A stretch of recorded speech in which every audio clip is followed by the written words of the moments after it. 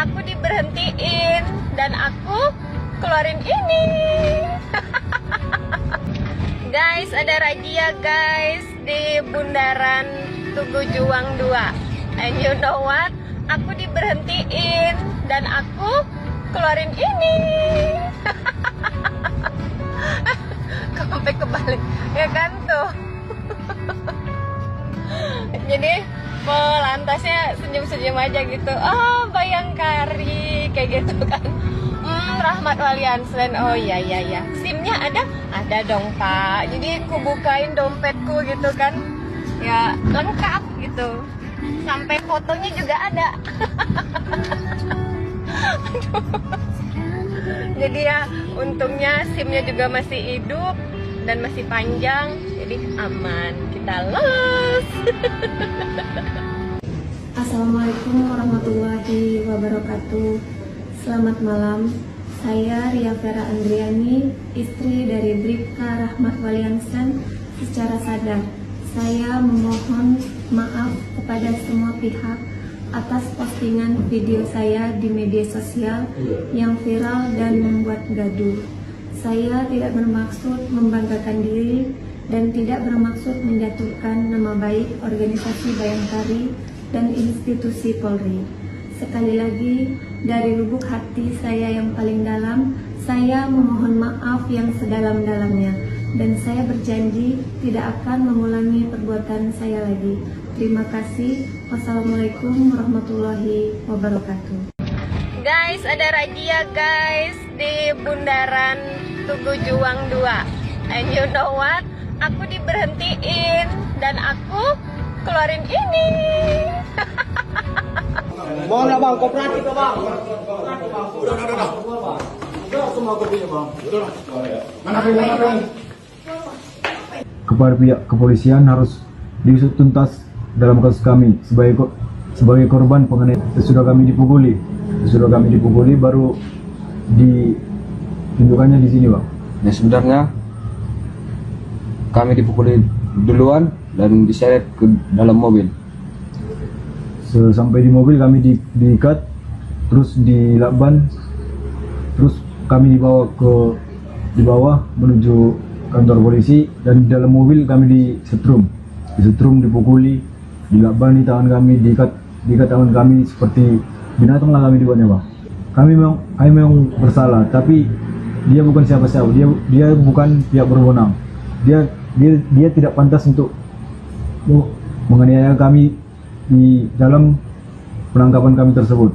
Kami mohon kepada pihak kepolisian harus diusut tuntas dalam kasus kami sebagai korban penganiayaan. Mana pula ini? Enggak betul video ini. Mana betul video kayak gini? Dia yang mukuli kita. Mana pula kayak gini?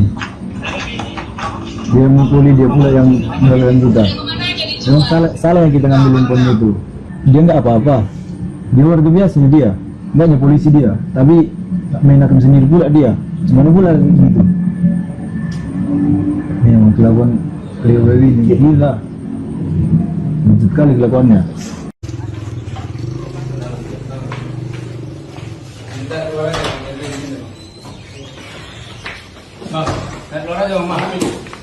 Bang.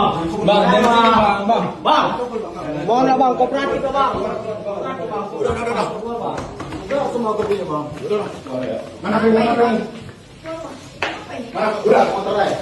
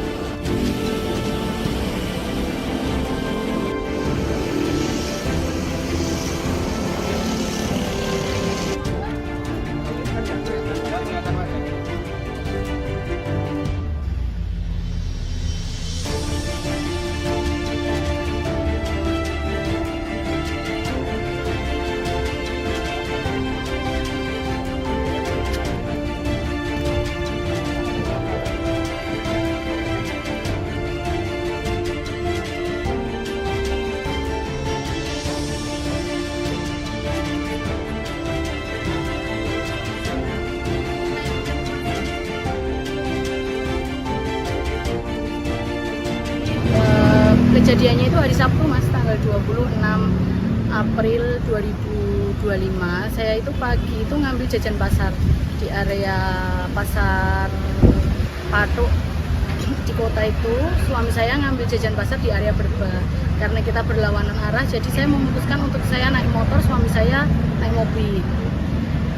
Kemudian di atas jembatan Layang Janti itu tidak sengaja saya dan suami itu bertemu, motor sama mobil itu ketemu Mas, tidak sengaja. Sampai jajan pasar itu mau diantarkan di Hotel Grand di dekat Transmart itu. Turun dari jembatan di area sebelum sekitar jembatan, tepatnya saya lupa, sekitar jembatan atau Babarsari itu saya dijambret Mas. Tas saya itu dikater talinya, dikater sama jambretnya lewat sebelah kiri saya. Saya sempat oleng, naik motornya itu agak oleng.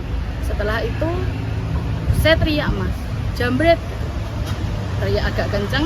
Suami saya yang mengendarai mobil di sebelah kanan saya itu spontan melakukan pengejaran Mas sama jambretnya itu, melakukan pengejaran. Setelah sama suami saya dipepet karena suami saya pengennya jambretnya itu berhenti agar tas saya itu bisa diambil kembali, karena suami saya tahu tas itu berisikan dokumen penting. Itu dipepet tapi jambretnya nggak mau berhenti, dipepet lagi tidak mau berhenti, dipepet lagi sampai jambretnya itu naik ke trotoar dengan kecepatan tinggi, terus menabrak tembok yang di mural dekat bakpia itu langsung terpental ke jalan raya itu, terus tengkurap itu. Saya nggak tahu kalau pada waktu itu atau langsung meninggal di situ atau enggak, saya nggak tahu. Saya di situ cuman saya nggak pegang, nggak ini, itu dalam keadaan tengkurap tuh masih pegang cutter Mas, jambretnya itu. Terus kemudian berproses secara hukum itu seperti apa Bu? Ya, kemudian hari itu saya dan suami langsung dibawa ke Polres, untuk dimintai keterangan di bagian reskrim dan di bagian lantas itu dari pagi sampai jam 6 sore. Kemudian kami diperbolehkan pulang. Selanjutnya ada panggilan BAP sebagai saksi apa itu. Setelah itu baru suami saya ditetapkan jadi tersangka. Artinya ada yang melapor? Saya nggak tahu Mas. Kalau yang Ibu tahu, jambret itu warga mana? Pagar Alam, Sumatera Selatan. Sumatera Selatan ya? Iya. Oke. Terus penjelasan polisi bagaimana? Kok bisa jadi tersangka itu seperti apa? Jadi menurut Pak Polisi itu di situ ada apa ya Mas? Ada semacam kelalaian suami saya dalam mengendarai mobil yang katanya itu bisa menjadi salah satu sebab suami saya jadikan tersangka. Atas penetapan sebagai tersangka itu respon jenengan dan suami seperti apa? Jelas shock Mas, jelas saya sama suami jelas nggak menyangka, karena dari pertama kali kejadian itu kami sudah bicarakan itu, katanya oh enggak, ini karena murni benar-benar kejahatan jalanan, jambret dan segala macam, jadi nanti nggak sampai ke situ. Makanya pas ditetapkan jadi tersangka tuh benar-benar shock saya sama suami. Yang bilang nggak akan jadi tersangka itu siapa awalnya? Ya sebenarnya nggak bilang sih, tapi apa namanya, Keyakinan pribadi? Iya, keyakinan saya pribadi, dan karena saya melihat itu benar-benar kami yang di sini yang jadi korban ya Mas. Yang di sini kan yang jadi korban saya, jadi saya pada waktu keyakinannya ya atas dasar apa nanti suami saya dijadikan. Jadi saya nggak mikir sampai kemungkinan dijadikan tersangka atau apa, itu nggak ada kepikiran pada waktu itu. Ada proses mediasi nggak? Ada tawaran damai atau seperti apa? Nggak ada. Nggak ada. Dari keluarga tidak meminta sesuatu? Keluarga korban maksudnya? Keluarga penjambretnya? Saya kebetulan komunikasi baru hari ini sama keluarga jambretnya setelah ada pelimpahan kasus ke kejaksaan itu. Baru saya tadi telepon ya, karena selama ini saya nggak punya akses ke sana, saya nggak ada nomor teleponnya, saya nggak ada nggak ada akses ke keluarga jambretnya. Itu baru tadi saya menyampaikan permintaan maaf bahwasanya semua kejadian ini saya sama suami nggak pernah mau ada kejadian ini, mungkin keluarganya juga nggak mau kejadian ini juga. Korban itu 2 ya berarti ya, atau jambret itu 2 yang Jambret meninggal dunia iya. ya. Itu dari pihak kepolisian ada nggak ada permintaan semacam uang misalnya untuk kasus ini ditutup atau seperti apa? Nggak ada. Bu, kalau jarak antara kejadian dengan penetapan tersangka itu berapa lama? Sekitar 2-3 bulan, Mas. Iya. Kalau masih ingat kejadiannya tanggal berapa? 26 April 2025. Penetapan tersangkanya tanggal? Saya lupa Bulannya? juga. Tapi selama 3 bulan itu Ibu rutin datang ke polisi, dipanggil pemeriksaan dan segala macam? Kan iya, saya kooperatif. Kemudian setelah suami saya ditetapkan jadi tersangka itu pun suami saya wajib lapor, Mas. Setiap hari Senin itu datang. Dan pendampingan hukumnya? Pendampingan hukumnya ya setelah jadi tersangka itu ada pendampingan hukumnya. Cuman kalau wajib lapor kan nggak didampingi. Suami saya datang sendiri. Bu, proses saat ini apa Bu? Tadi dipanggil ke Kejari apa? Prosesnya ya cuman apa ya Mas, karena kemarin sudah pelimpahan berkas, jadi tadi saya difasilitasi oleh kejaksaan untuk dimediasi oleh keluarga korban. Berarti kan sempat nanyakan loh, kalau kasus penjamretannya tuh bagaimana? Ini tersangka ini karena penjamretannya apa lalu lintasnya? Kalau yang sekarang tersangkanya ini kalau lintasnya. Yang kasus penjamretannya? Itu katanya sudah ditutup Mas karena jambretnya mati kan. Hasil mediasi dengan keluarga korban dan kejaksaan tadi difasilitasi kejaksaan hasilnya Iya. Intinya keluarganya korban juga keluarganya jambretnya ya Mas. Itu juga baru mau diskusi keluarga dulu katanya. Baru mau diskusi keluarga dulu. Saya juga menyampaikan apa yang harus saya sampaikan ya Mas sama keluarga korbannya. Intinya nggak korban ya semuanya, saya di sini juga korban, saya di sana juga korban. Intinya kejadian pada saat itu kan di luar kendali kami semua.